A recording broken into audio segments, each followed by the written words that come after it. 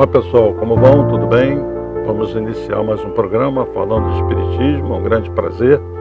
Esse programa vai ao ar toda terça às 20h30. Vocês podem assistir gravado também no Facebook, no YouTube, ou acessar pela rádio, os links estão aí abaixo, tá bem? Divulguem quando o assunto interessar, ou vocês acharem que interessa alguém, né? Envie para os seus amigos. Não só esse programa, mas outros que o MAP tem. Nós temos a Hora de Maria, que é muito importante às 18 horas para criar uma conexão com todos, e outros aí. Bom, eu tenho falado muito sobre a nossa natureza espiritual. Mesmo encarnados, nós somos seres espirituais, isso é importante. Vocês, mesmo na carne, são seres espirituais. A vida real, a vida onde você passa mais tempo, a vida onde você está destinado a ficar por todo o tempo, por todo sempre, é uma vida que não é presa a essa matéria, essa vida que é temporária. Nós, na verdade, nos revestimos de um corpo físico. No programa passado eu falei do corpo espiritual, do duplo etérico. Então, vocês são seres, são consciências, são um pensamento ambulante, um ser que pensa, que sente e que tem emoções e que se reveste de matéria. Não só dessa matéria aqui, mas uma outra matéria que vocês não conseguem ver, de outra dimensão. Mesmo encarnados, você tem entranhado nesse corpo físico chamado corpo espiritual. E por ele transitam energias. Eu vou falar bastante sobre essas coisas. Agora, indo na natureza, vocês já viram aquelas plantas parasitas que se prendem numa árvore, em outra, e sugam a energia daquela árvore? Vocês já viram pessoas que a gente fala assim, que tem olhar de seca-pimenteira? E como é bonitinha aquela planta, dá um tempo que aquela planta murcha, não é? E pessoas que, de repente, alguns de vocês chamam de tóxicas, que é difícil ficar junto àquela pessoa, está sempre falando coisas negativas, parece ter uma vibração mais pesada, né? E às vezes até você se sente um pouco debilitado. Pois é, nós como seres espirituais, repletos de energias que transitam entre nós, essas energias circulam. E uma pessoa, inconscientemente, ela pode sugar a energia de outra, né? Inconscientemente. Ou ela até tem um pouco de consciência disso e faz. No lado dos desencarnados, tem desencarnados que acoplam em outros para sugar energia e acoplam em encarnados. Esses desencarnados que acoplam encarnados, isso é um tipo de obsessão, a gente apelida de vampiro energético. Esse vai ser o tema de hoje, os vampiros energéticos, o vampirismo, né? Mas, para desenvolver esse tema, você tem que entender que tudo no universo é energia. Tem 3 elementos no universo: Deus, essa inteligência suprema, o espírito, a consciência, que somos nós, e toda a energia, em diferentes níveis, de matéria mais densa, menos densa, a energia que forma os mundos chamados espirituais, a energia do nosso mundo, que a gente chama de físico, mais denso, né? Qual é o conceito de vampiro espiritual, de vampirismo? Eu vou ver aqui de fontes diferentes. Do Herculano Pires. Segundo Herculano Pires, o termo vampirismo é empregado no meio espírita para designar metaforicamente o processo de parasitismo psíquico. Lembra do parasita da planta? Ele está falando que é um parasita psíquico, em alusão aos parasitas descritos pela biologia, que são organismos que vivem em associação com outros organismos, dos quais sugam nutrientes para a sua sobrevivência. Nesse processo, normalmente, o parasita ou organismo hóspede, de alguma forma, causa danos ao outro, ao organismo hospedeiro. Como nos casos das doenças infecciosas, geradas por parasitas do tipo de alguns vírus e bactérias. Em se tratando de parasitismo psíquico, cuja matéria envolvida é o fluido vital, a relação também é sempre danosa, inclusive para todos os envolvidos. E em outra passagem vai dizer, o parasitado sofre duplo desgaste de suas energias mentais e vitais. E o parasita cai na sua dependência, perdendo a sua capacidade individual de sobrevivência e conservação. Isso está num texto da obra Vampirismo, de Herculano Pires, Parasitas e Vampiros. O vampiro aqui não tem nada a ver com o vampiro lá do Drácula, viu, gente? É um sugador de energia. Até o do Drácula, no fundo, está sugando energia do sangue, né? Mas existe isso? Existe. Espíritos, então, desencarnados que acoplam no encarnado para sugar energias. Existem coisas terríveis que eu nem vou falar aqui para não impressionar vocês. Uma analogia com os morcegos, né? Na obra Missionários da Luz, no capítulo 4, psicografia do Chico Xavier, espírito André Luiz. Está lá no capítulo 4. Se nós nos referirmos aos morcegos sugadores, o vampiro entre os homens é o fantasma dos mortos, que se retira do sepulcro alta noite para alimentar-se do sangue dos vivos. Não sei quem é o autor de semelhante definição, mas no fundo não está errada. Apenas cumpre considerar que entre nós, vampiro é toda a entidade ociosa que se vale indebitamente das possibilidades alheias. E em se tratando de vampiros que visitam os encarnados, é necessário reconhecer que eles atendem aos sinistros propósitos a qualquer hora, desde que encontrem guarida no estojo de carne dos homens. Está na obra Missionários da Luz. Ou seja, ele está dizendo aqui, desde que o encarnado gere a condição energética que esses vampiros gostam, se isso acontecer, essa pessoa é uma séria candidata a ter um espírito obsessor sugando suas energias, que é muito sério, não é nada agradável, né? A gente saber que tem um espírito sugando nossas energias. Mas para isso a gente pode abrir o campo para esse tipo de coisa. Como? Por exemplo, existem certas energias geradas pelo campo mental no sexo em desalinho. Existem certas energias geradas pelos vícios em drogas. Os drogadictos são sérios candidatos a serem vampirizados, a serem fonte de energia para espíritos que têm a mesma, que encontram guarida, que encontram sintonia nesse espírito, se acoplam para sugar suas energias. É extremamente comum, gente. Daí a pessoa começa a entrar numa espiral de problemas, de deficiência de energia, etc. O próprio campo mental às vezes é afetado, quase sempre é, e a pessoa começa a sair dos eixos, começa a viver um mundo que não é um mundo para o qual Deus designou esse ser. Ela se coloca nessa condição e ela se acopla por sintonia a um obsessor desencarnado, né? Na obra Voltei, para ter mais um embasamento. Eu vou ler um relato aqui da obra, do capítulo Revendo Círculos de Trabalho. Estavam seguidos por verdadeiros vampiros de forma repugnante. Deixa eu explicar. André Luiz aqui vem à Terra e vê os encarnados. E vai dizer que alguns estavam seguidos por verdadeiros vampiros de forma repugnante. Alguns completamente embriagados de vapores, outros demonstrando aflitiva sede, pálidos e cadavéricos.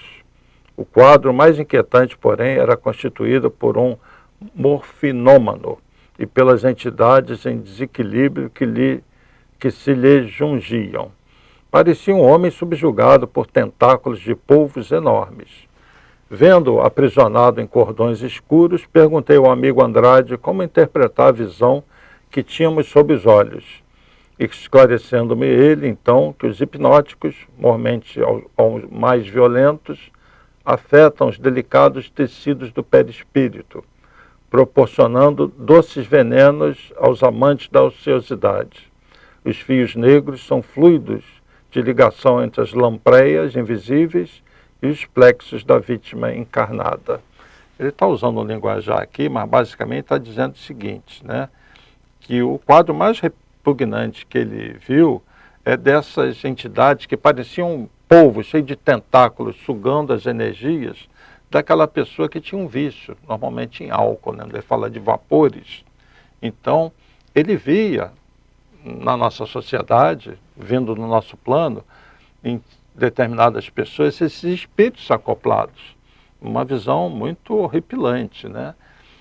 O que mostra que nós temos responsabilidade em tudo. Daí a necessidade de manter uma mente sã, limpa e buscar pensamentos elevados, sentimentos elevados. A bebida, falando da bebida, uma coisa é você encontrar numa festa um amigo e tal, beber alguma coisa e acabou. Outra é você ficar dependente da bebida, né? Então, o estado mental de um é o da festa, é a alegria de estar com os amigos, é um determinado momento, lógico, dentro de certos limites. O estado mental do outro é o diferente. Ele não está bebendo porque está com os amigos, porque ele está feliz, às vezes está até depressivo e entra na bebida no primeiro dia, no segundo dia, no terceiro dia, daqui a pouco virou um alcoólatra, um drogadicto. Então ele é um prato cheio para esses espíritos que entram no campo mental e sugam as energias vitais, porque no fundo o que eles sugam é a energia vital, a vitalidade da pessoa, entenderam? Então vejam aí uma figura tentando retratar isso que está na obra Voltei. Vejam a figura aí do vampiro, a figura 1. Estão vendo aí? A pessoa está bebendo, está num bar, está o André Luiz ali com outros espíritos, né? Observando, e ele está incentivando o homem a beber, porque ele suga essas energias, aqueles vapores. Tem um tipo de energia ali que o vampiro espiritual, ou seja, o obsessor, ele gosta daquilo, ele se nutre daquilo também. E normalmente é uma pessoa que desencarnou assim. Então, o estado mental desse desencarnado é de aquele que quer beber e vai incentivar o outro a beber. Aqueles vapores muito sutis, aquela energia do desencarnado, ele gosta daquilo, ele sintoniza com aquilo e vai piorando cada vez mais a vida do encarnado, que já tem uma dependência química e passa a ter um obsessor que desencarnou com essa mesma dependência. Então, conforme foi dito numa leitura anterior, o encarnado dá guarida ao desencarnado, abre as portas para que sugue suas energias. Tá bom? Não é nada legal, né? Então, voltando aqui. Entenderam o que é o vampirismo? Então, o espírito acopla e suga fluido vital. Vamos falar sobre a vitalização de organismo dos vampiros. Eu vou ler um texto aqui para vocês. Assim agem os chamados vampiros, que se grudam como parasitas em verdadeira simbiose no chakra esplênico. Nós temos um chakra, eu vou mostrar para vocês, que normalmente os processos obsessivos estão muito ligados a esse chakra, absorvendo para eles a vitalidade que esse chakra recolhe e deixando sua vítima em permanente estado de astenia, que piora com o tempo até a desnutrição psíquica, que se reflete no físico, atingindo a desencarnação se não for atendido a tempo. Existem casos que a pessoa pode desencarnar. E quando desencarnar, vai ter a triste situação de ver o seu vampiro energético, que de repente ainda vai brigar com ele porque agora está desencarnado. De modo geral, se colocam nas costas do encarnado para sugar com facilidade, pois o sentido giratório das pás, está falando aqui dos chakras, impulsiona o prana para dentro do corpo, enquanto o vampiro os suga pelas costas. A ação de desobsessão e libertação é imprescindível e sempre tem caráter de urgência. Então, gente, existem várias situações em que a pessoa abre guarida para o obsessor sugar as energias. Nós estamos aqui destacando muito o caso dos drogadictos, porque é muito comum, todo tipo de droga, cocaína, maconha. Já o ambiente, quando pessoas se reúnem para consumir drogas, o ambiente normalmente já está repleto de obsessores, que vão realizar esse processo. Aí a pessoa começa a emagrecer, perder peso, daqui a pouco está cadavérica. Não é só pela alimentação física que ele relega a segundo plano, é porque ela está perdendo o fluido vital. E normalmente essas pessoas desencarnam cedo. Né? Você vê muitos casos de pessoas até famosas que novinhas desencarnam. Foram tão sugadas que despontou um problema qualquer e ela desencarnou. Isso quando no estado psíquico também é muito alterado, né? E pessoas parece que só raciocinam, só conseguem vibrar na base de entorpecentes. Então são pessoas que são muito sugadas energeticamente, muito obsidiadas, tá?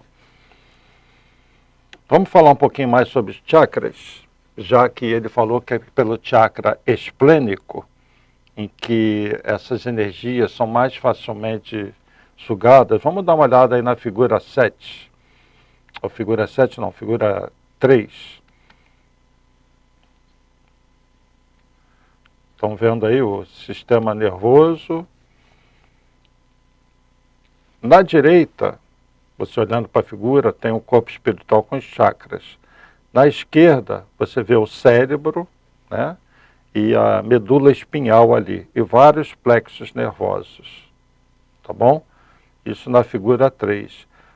Um desses chakras, que está no perispírito, está ligado ao sistema nervoso da parte do baixo ventre. É o chakra que nós vamos ver agora na figura 2. Retornando para a figura 2, o chakra esplênico. Está vendo? Figura 2. Tem os centros de força, que são os chakras, o plexo correspondente, plexo nervoso, né? Dessa figura 3 que eu mostrei anteriormente, e a localização do corpo, no baço. É nesse chakra, próximo ao umbigo, que se dá muita energia sendo despendida e sugada pelo desencarnado. É muito comum nesse chakra a pessoa sentir a perda de energia.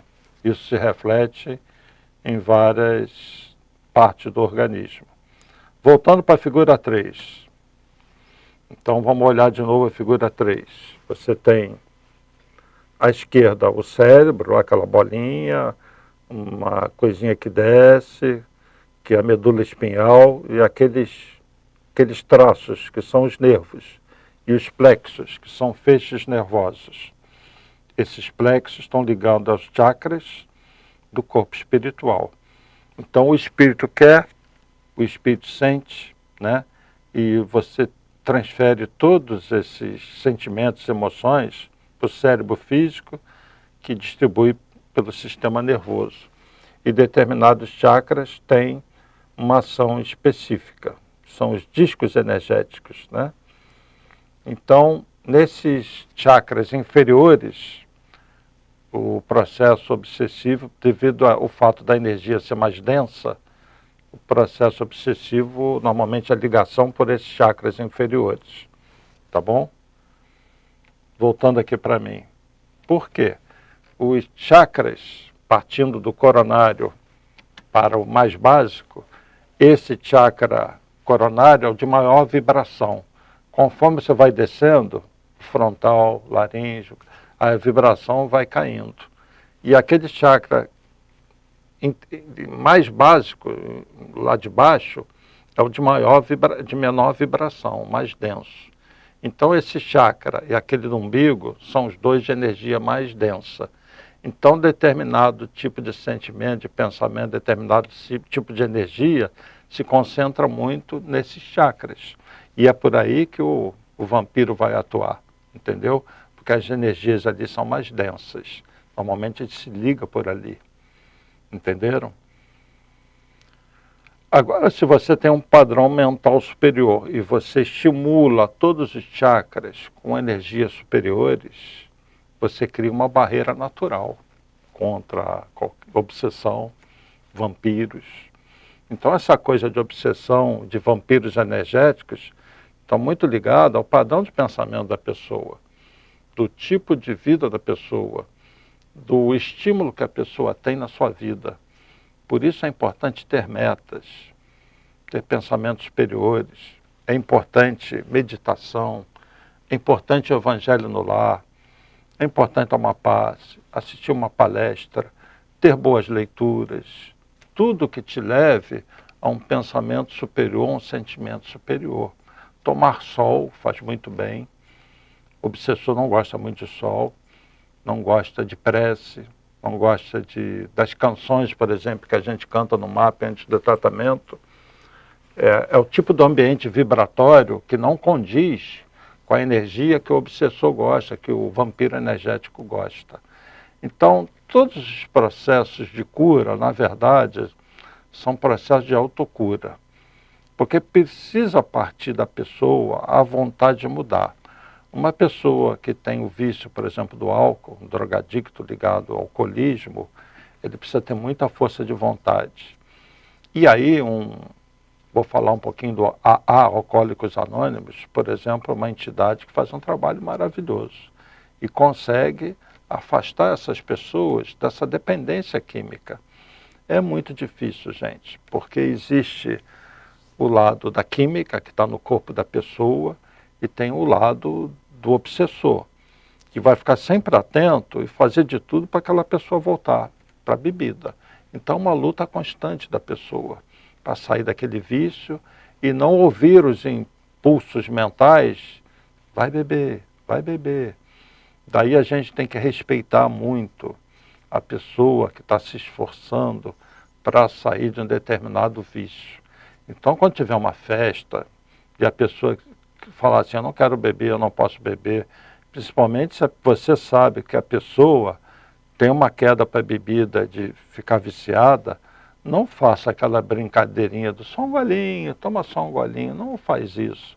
Se você controla bem, se você bebe socialmente realmente, você vai beber aquela vez e talvez daqui a 2, 3 semanas, 2, 3 meses é que você vai pegar o outro copo. Não incentive a outra pessoa a beber se ela não quer, porque ela pode estar vivendo um drama terrível, inclusive espiritual, e você está dando um empurrãozinho para ela. Então é tipo da brincadeira que às vezes a pessoa... Ou então é comum entre grupos, né? Vamos lá, vamos beber, um incentivar o outro para encher a cara. E às vezes uma dessas pessoas já tem uma tendência. E os outros seguem e aquela pessoa fica, dependente químico. Tudo começou com a brincadeira, então muito cuidado. A gente tem que se conhecer, entenderam? Daí o autoconhecimento, conhece a ti mesmo, para você saber como você reage e saber da sua responsabilidade com relação aos outros, tá bom? Então, falando um pouquinho sobre chakras, essas rodas de energia, a palavra chakra vem do sânscrito, significa roda ou disco, e ela teve origem na filosofia de um antigo sistema de yoga da Índia, mais especificamente de textos tântricos. Nesse sistema, há 7 chakras principais, distribuídos verticalmente, conforme nós vimos, ao longo da coluna vertebral, começando na base da coluna e terminando no topo da cabeça, nesse chakra aqui que é o coronário. No corpo físico, esses chakras, eles não existem, mas eles correspondem aos principais gânglios nervosos, glândulas do sistema endócrino, e há vários processos corporais, né? Então nós temos a respiração, a digestão, a procriação, tudo isso é energia que envolve os chakras também. Vocês já viram na Índia, e o pessoal de yoga aqui fala muito da respiração, e até no MAP a gente às vezes fala para as pessoas quando está na maca, respira fundo 3 vezes, puxa o ar, inspira, prende um pouquinho e solta devagar pela boca. 3 vezes, mas quando puxar, puxa bem forte, quando você sentir que o teu pulmão está bem expandido. A propósito, tentem fazer isso em casa. Se vocês estiverem nervosos, dificuldade para dormir, puxem o ar, prende, solta devagar várias vezes, no mínimo 3, tá bom? Porque o ar não é só o oxigênio que vem, você tem o prana. Então na Índia, quem é que já viu o fakir? O fakir fica uma semana sem comer. Ele abaixa o metabolismo dele, o gasto de energia dele diminui. mas ele usa muita respiração, ele está pegando esse fluido vital, que é muito sutil, mas que para ele, que tem um organismo, um metabolismo adaptado, aquilo serve quase como um alimento, é do que ele precisa, né? Mas como ele está encarnado, determinada hora ele vai precisar comer. Mas ele não é igual a um outro que fica 2 dias sem comer, 3 dias já desmaia. Ele consegue ficar uma semana, às vezes mais. É impressionante, né? Esse domínio é a mente do cara, né? É o esforço, é o treino dele. E o organismo adaptado a um padrão mental onde o metabolismo dele baixa. Mas ele tem chakras e ele está movimentando energia, né? Ele não desmaia por causa daquilo. Esses chakras realmente existem dentro do corpo físico, já que o corpo espiritual é que tem o chakra, mas ele está dentro, né, entranhado no físico, né? E exerce uma grande influência sobre o físico, ele está ligado às glândulas. Então eu falei do chakra cardíaco, né? Mas você tem, por exemplo, a emoção ligada à raiva, que vai afetar o fígado. Mas é essa energia da raiva, quem é que sente raiva? É o espírito. Vai atravessar o corpo espiritual, vai pelos plexos nervosos do encarnado até o fígado, até essa zona desse chakra ligado ao fígado. E aí a pessoa começa a ter um problema qualquer no fígado com o tempo, que é uma pessoa que está sempre com raiva, né? Um chakra é um vórtice de energia, giratório, né? Eu dei o exemplo aí do ventilador, né? Girando, movimentando o ar, né? E ele cria dentro de nós uma interpenetração da consciência e do corpo físico.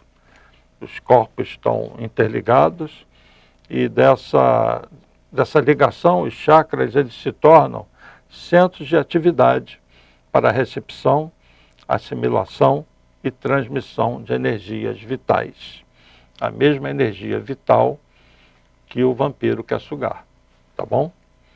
Então, muita atenção a esse chakra esplênico, ou sacral, do umbigo, né? É um canal de obsessões.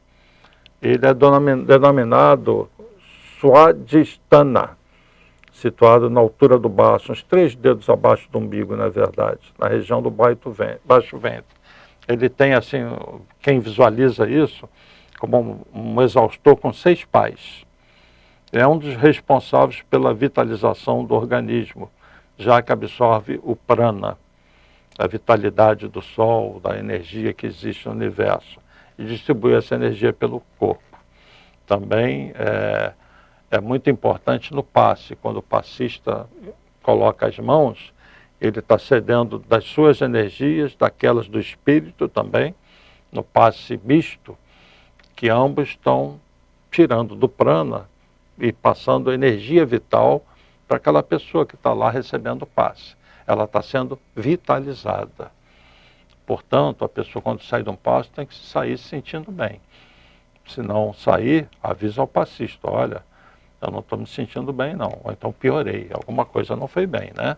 Às vezes pode ser o passista, que precisa mudar um pouco a sua maneira também de estar trabalhando ali, porque se a pessoa não estiver bem, como é que ela vai passar boas energias para outra, né? Então o passista também tem muita responsabilidade. Imagina um passista que tem um vampiro energético, ele vai passar que tipo de energia, né? Se bobear, daqui a pouco ele está sugando a energia de quem está recebendo o passe. Por isso que para dar passe, a pessoa tem que fazer um curso, tem que estudar, tem que saber o que está fazendo, assumir um compromisso, tem que se cuidar no dia do passe, não beber de jeito nenhum, evitar carne vermelha até se puder. Ou seja, ele tem que estar repleto de energias boas, para a espiritualidade usar essas energias, né? E ele conseguir transmitir bons fluidos para o outro que veio procurar o passe em confiança. Então o passista tem muita responsabilidade. E repito, tem que estudar, tem que saber o que está fazendo, tem que ter responsabilidade. No MAP também, por exemplo, o trabalho das macas, que a pessoa às vezes já passou pelo passe, no salão escutou algumas coisas, boas músicas, são direcionados para a maca onde tem um médium O que o médium normalmente faz? Dá um passo dispersivo, dá uma alinhada nos chakras, pode falar uma coisa rápido com a pessoa, vai sentir pontos da pessoa, orientar a pessoa, vai fazer a pessoa viajar, se ver num outro ambiente. Está mudando o padrão vibratório da pessoa, né? Então, essa pessoa que trabalha na maca, ela tem que ter muita responsabilidade. Ela tem que estudar, ela tem que saber o que está fazendo, né? Não é só ter mediunidade, porque nem todo mundo tem mediunidade assim, então, ostensiva, quem trabalha numa maca. Mas você tem que saber o que está fazendo, tem que ter responsabilidade, estar sintonizado com a espiritualidade superior. Senão você não vai fazer um bom trabalho, né? Então, esse chakra esplênico, ele está muito ligado às atividades do sistema hemático, né, do sangue. Ele regula a distribuição e a circulação dos fluidos vitais. Daí o obsessor gosta muito desse ponto de energia, né? E na obra Evolução em Dois Mundos, entre a Terra e o Céu, você pode encontrar mais informações sobre isso. A função de extrair o prana para vitalizar o organismo é conhecida por certos elementos do plano astral, que por isso se ligam a criaturas das quais querem extrair a sua vitalidade. Por ser um ponto de grande circulação de energia vital, é nele que os vampiros se concentram.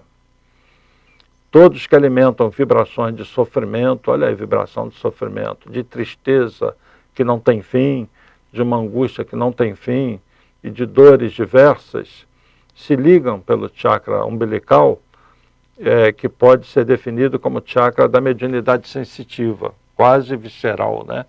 Então, certos sentimentos negativos também abrem brecha para os vampiros energéticos. Porque quando a gente fala de energia, esse campo é muito vasto, principalmente para quem está desencarnado, que sente muito essas energias, diferentemente quando está encarnado. O corpo físico é como se fosse sabe aquele escafandro no fundo do mar? Os movimentos são difíceis, você não tem tanto tato, tanta sensibilidade. Fora da água, a pessoa corre, né? O que ela não faz dentro do escafandro no fundo do mar. Sente o sol, sente o ar, sente outras energias. Assim é o desencarnado. Ele tem uma sensibilidade energética muito maior. Então, ele detecta muito facilmente pontos de energia que o atraem.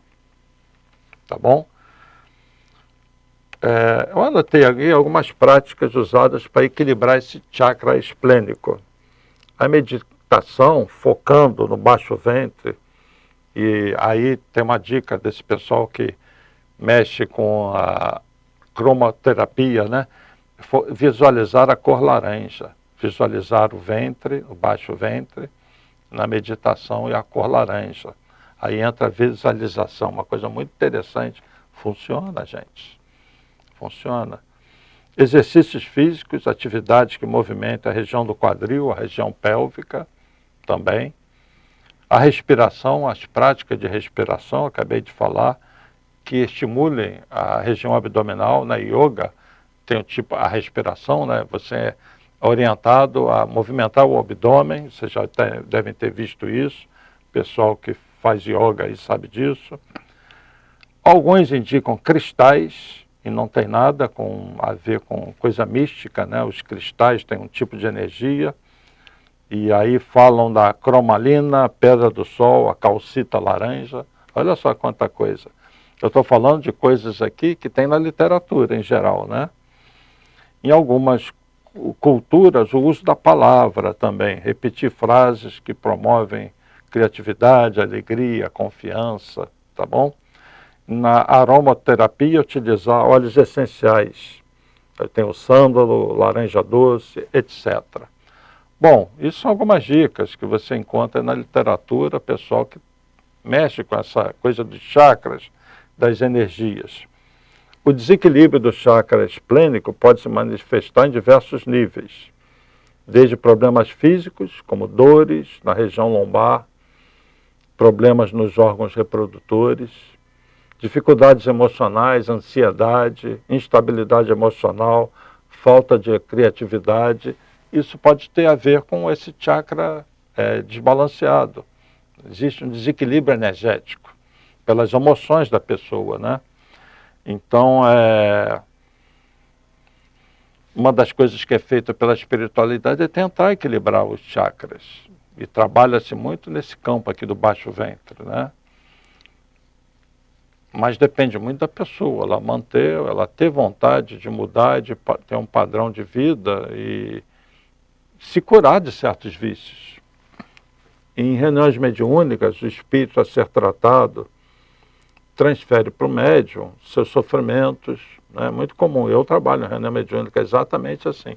O médium está lá esperando, de repente começa a sentir mal, sentir dor, sentir o que o espírito está sentindo, né?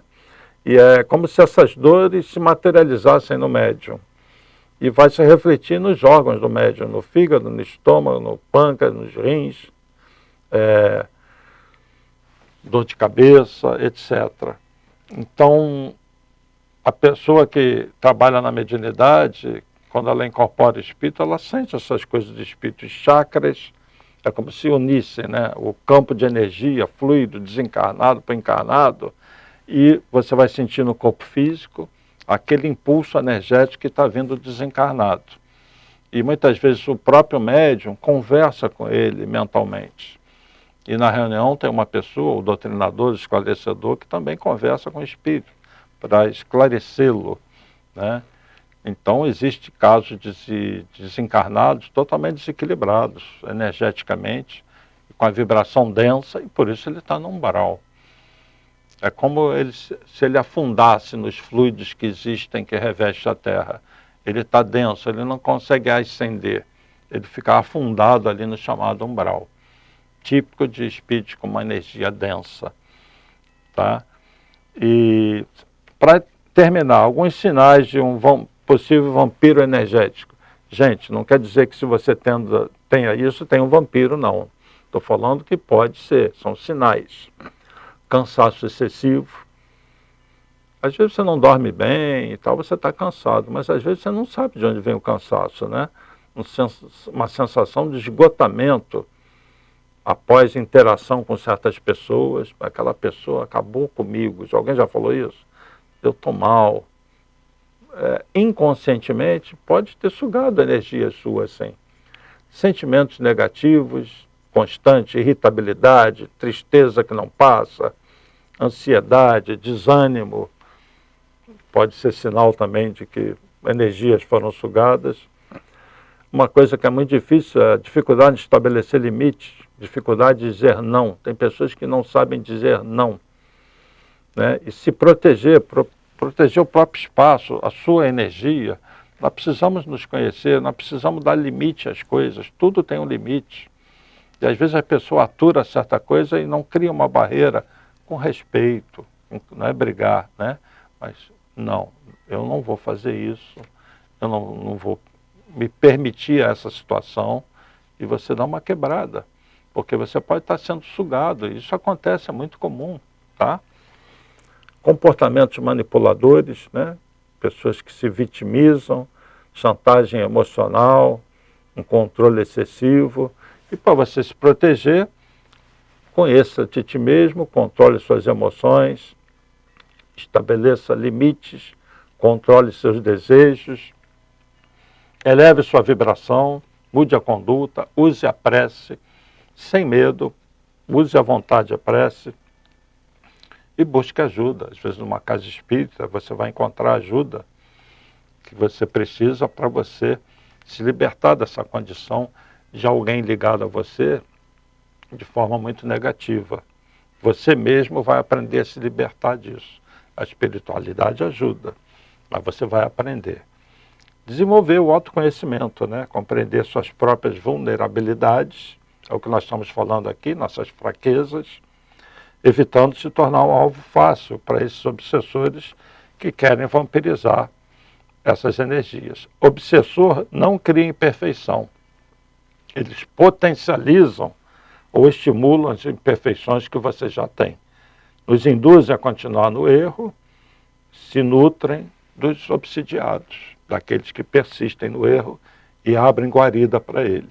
Então esse campo de energias é muito vasto, leiam sobre isso, busquem se equilibrar. A casa espírita ajuda muito nisso, mas depende muito de nós, da nossa conduta, nosso pensamento, nossos sentimentos mais elevados, esse esforço constante de domar as más tendências. Você mesmo cria como se fosse uma carapaça fluídica. Você se protege e a espiritualidade fica toda feliz, porque é mais fácil ele ajudar uma pessoa assim do que a outra que está sempre num padrão negativo, né? Então você se ajudando, a espiritualidade entra com todo peso. Lembrando, né, do trecho do Evangelho, ajuda-te a ti mesmo, que o céu te ajudará. Buscai e achareis, mas faça a sua parte. Não transfira para os espíritos todos os seus problemas. Busque resolvê-los com a ajuda deles, sim, mas você tem que buscar a solução. Eu vou parar por aqui por causa do nosso tempo. Agradeço muito pela atenção. Nos vemos na próxima semana, se Deus quiser. Paz e bem, paz e luz, paz, muita paz.